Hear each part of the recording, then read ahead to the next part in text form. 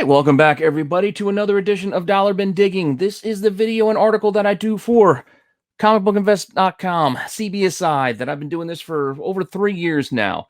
I'd like to go through those dollar books, those cheap books that you can find in those cheap bins, those things that are just out there randomly that you still might stumble across, these little hidden treasures that you might luck your way into. Now, the last couple of weeks, I've been doing some Marvel rumors and first appearances, and to kind of stick with that a little bit, I'm going to just kind of keep playing into that, leaning into that with this week's picks as well. So hopefully you're still enjoying that. Let me know what you think in the comments. Please like, subscribe, hit the alert button so you don't miss anything. Keep telling your friends so we can keep growing the channel.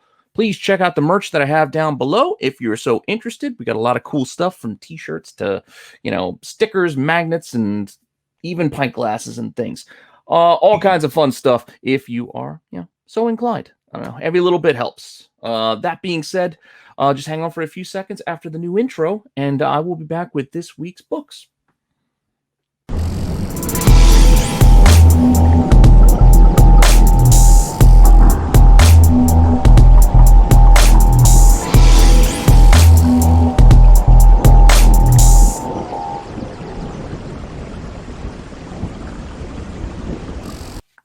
Okay, so as I mentioned there in the open as a little bit of a tease, I'm going to be following up on that special show that we did this past Friday. Hopefully you guys checked it out. If not, go back and catch the replay where me and a couple of my friends, Marco, Steve Horn, and JJ, we talked about those Disney Plus Day announcements. So following up on those that spotlight that we did over all of the announcements for Disney Plus Marvel shows, we're back with some more stuff, some more books to talk about. We talked about a few of the books on the show, but I got a few more that we can cover here. So this is all stuff based off that Disney Plus Day announcements, some more rumors, and some speculation on what we might see going forward. Just throw some things out there at the wall.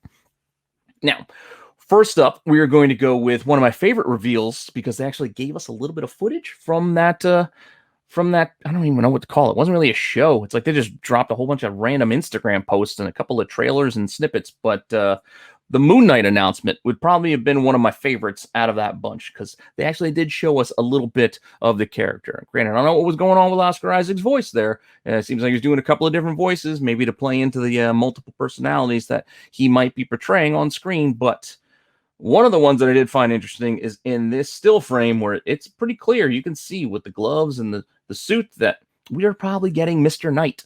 So Mr. Knight is going to be one of the personas we will probably see. And I think that's pretty cool because that was a great run by Warren Ellis and Declan Shalvey, and just a great series. So I know that book has gotten pricey. It has gotten pricey over the last year or two, a couple of years, as a lot of people have been speculating on Mr. Knight. But even with that being said, there are still copies that you might be able to find out there. Whether you find them or not doesn't mean you should not be aware of them. So keep an eye out for that Moon Knight #1, that Warren Ellis Moon Knight #1. It's just good to know it. Good to know this cover. So in case you're flipping through a box and you see it, you know to make sure you scoop this one up because it is worth your time and effort. Now, there's a couple of different printings as well. There's the red border, which is the first printing, and the one you're most commonly going to see when you're out there digging. There's a second print blue border. Just also be aware of this. Also does pretty well on the aftermarket if you can find one, as does this third print with the green border, which is probably the most expensive of the bunch. And again, reason why I tell you about this is because that's what I have sitting next to me is a third print that I found actually for 50 cents. But this copy's a little beat up. It's all ticked up. It's not the greatest condition in the world, but it's still the kind of thing that I'm going to grab for $1 or for cheap. And I think you should as well. So it's just be aware. You don't know what you're going to come across. Again, this was a couple of months ago, I think. I don't know. I shared on one of my pickup shows, the Dollar Bin Digging Finds probably, but just going back to it, this was found in a dollar bin. Well, I think a 50-cent bin actually, but you can find this stuff. It's still out there. Just be mindful of it. And it's just books that you should know because in this, we do, like I said, get that first appearance of Mr. Knight, in that whole nice, pretty cool white suit. It's going to be a nice image to see on screen, I think. And yeah, I think it's cool. I'm looking forward to it, as I said. Now, if you want to know what this thing actually sells for, well, as you can see, it's not cheap. This is a pretty much $30 book these days for the first print.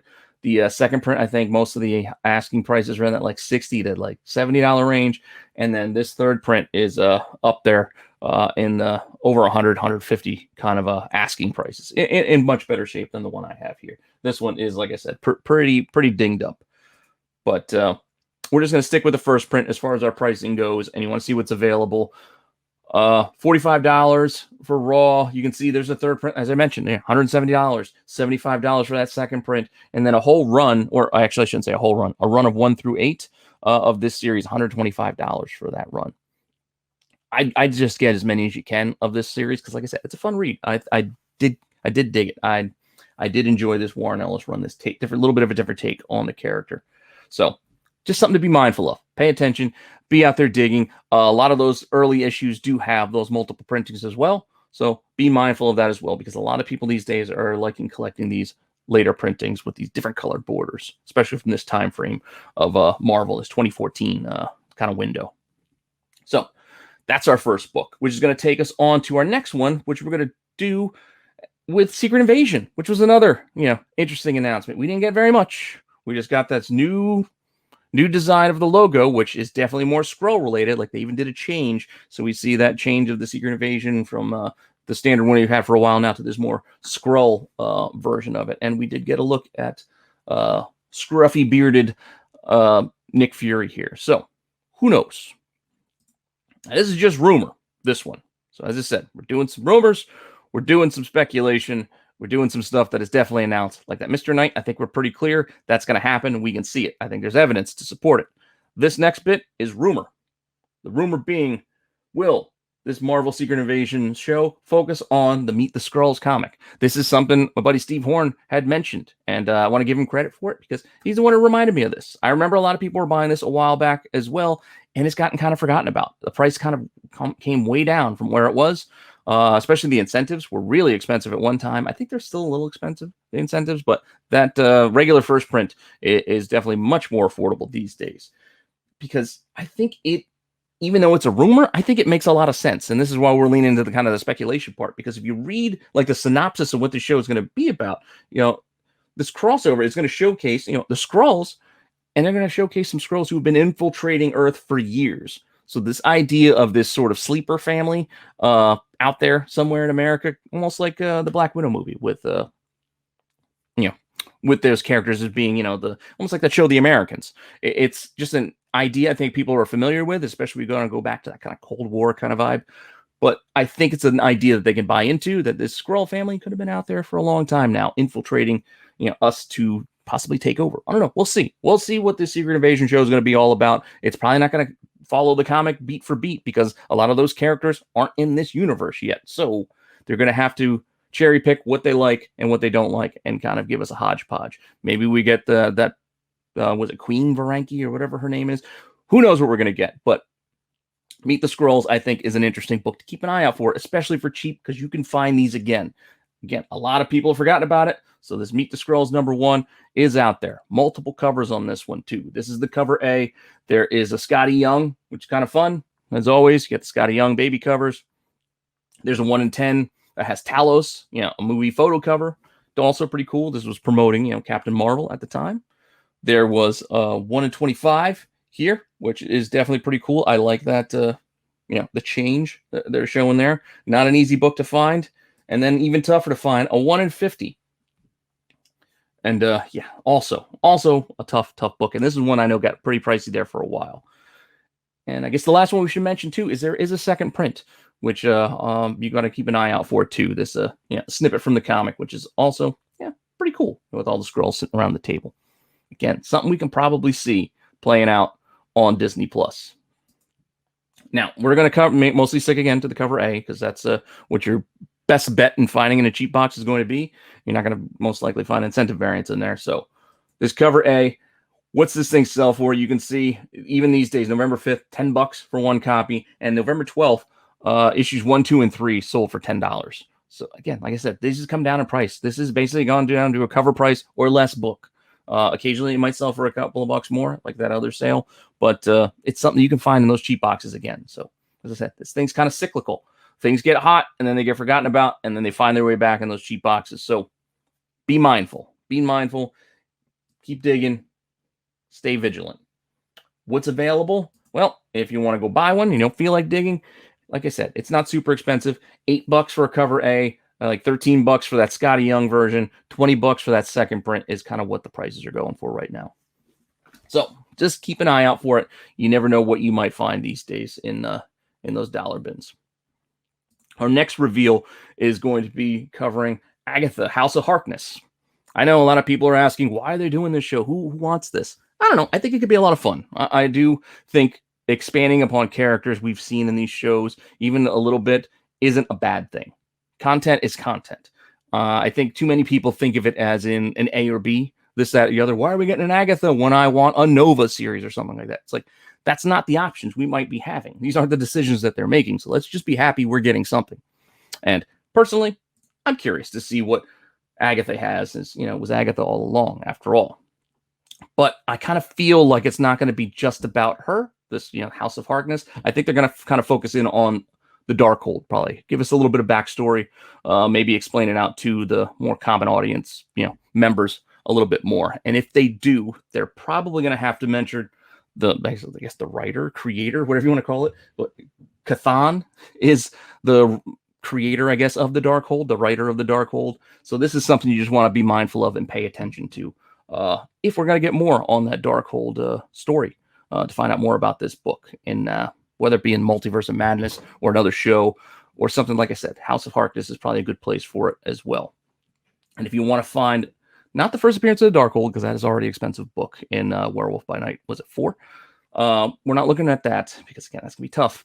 But a weird book you might find in those cheap boxes that a lot of people aren't looking at, that Marco and I mentioned going back a little while ago when we were talking about the Marvel Knight stuff, is Marvel Chillers, #1, Mordred the Mystic.